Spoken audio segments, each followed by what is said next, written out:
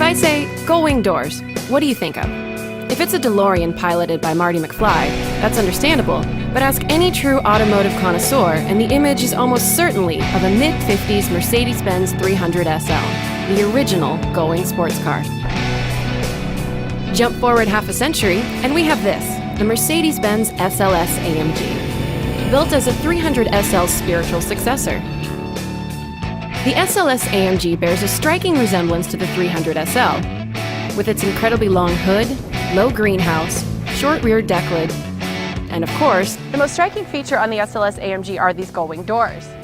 As you can see, they open pretty easily, they don't take too much effort, and when they open, they're high enough so that you don't have any issues getting in and out of the car. Now, the real test with these doors and with how low the car is to the ground is whether or not it can pass the skirt and heel test.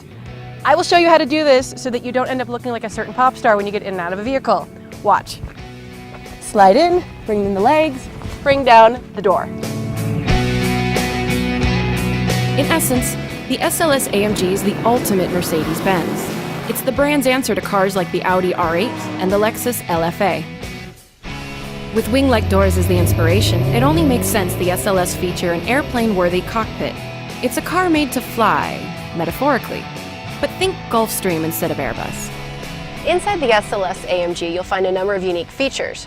For one, this jet thruster-like gear selector, these jet engine-like air vents, and an abundance of aluminum. Notice the jet theme going on? You'll still find Mercedes-Benz luxury touches like designer leather seating, soft Alcantara-clad surfaces, and contrast stitching. The SLS AMG is a supercar, but it's actually more of a GT or Grand Touring car, because as you can see, there's actually room in the cargo area for a considerable amount of luggage. But intriguing design, while an important part of the equation, isn't what makes a supercar. There's got to be something special moving those eye-catching wheels.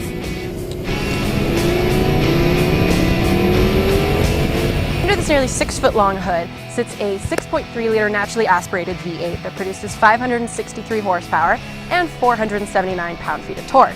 This engine falls under AMG's one-man, one-engine policy, which means that from start to finish, one man does the entire job.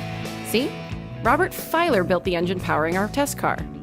The 6.3-liter engine itself is exclusive to the SLS and is matched to a new AMG rear-mounted 7-speed dual-clutch transmission. The SLS AMG is by no means a slow car. However, for being a supercar and having a 7-speed dual-clutch transmission, it seems to shift a little slower than you would have thought. You'll get the most out of this car by putting the transmission into manual mode, keeping the RPMs around 5,000, and anticipating your next gear.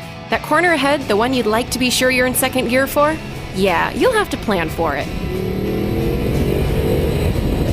Jab the throttle from a stop, and the car hesitates, then lurches forward. Not so attractive in a car this noticeable, and not so great in a car that Mercedes-Benz says can be your daily driver.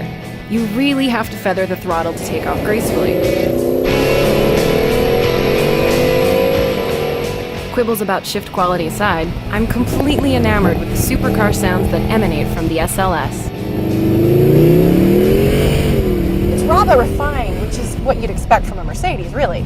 It's kind of like a show tiger that lives out its days in Vegas, instead of living out in the open, where it has to actually hunt for its own food. With its front mid-engine and rear-mounted transmission, it has a 47-53 front-rear weight distribution. Couple this with a double wishbone sport suspension, low center of gravity, responsive steering, and extensive use of lightweight aluminum. It's a Mercedes-Benz supercar, so what would you expect? It's approachable for the common driver who can afford it. For those interested in approaching or exceeding the SLS's limits, stability control can be partially defeated, but not turned off completely. But considering how tempting it is to drive this car fast, that might be a good thing. Power is put to pavement via lightweight 19-inch wheels in the front and 20-inch wheels in the back. And, to ensure optimum grip, the SLS's Continental tires were designed exclusively for AMG. When it's time to stop, 2-piece grooved and vented disc brakes with 6-piston calipers in the front and 4-piston calipers in the rear. And yes, it stops fast. Faster than it will take someone to comment on this video. If you need to stop any faster, you can opt for the ceramic brake package. How much will this Luxo supercar set you back? A cool $183,000 to start. That's certainly more than the Audi R8, but substantially less than the Lexus LFA or any of the offerings from Ferrari or Lamborghini. So, what does that kind of cash buy you? Perfection? No. Then again, good luck finding a supermodel without some quirks. What 183 large buys you is a taste of Mercedes-Benz's heritage and a glimpse of its future, packaged in an automobile that delivers exceptional performance, a soul-stirring exhaust note, a gorgeous interior, and stunning looks. You know, all the things you want from a supercar. Plus, there are few better ways to make an entrance than rolling up in an SLS AMG.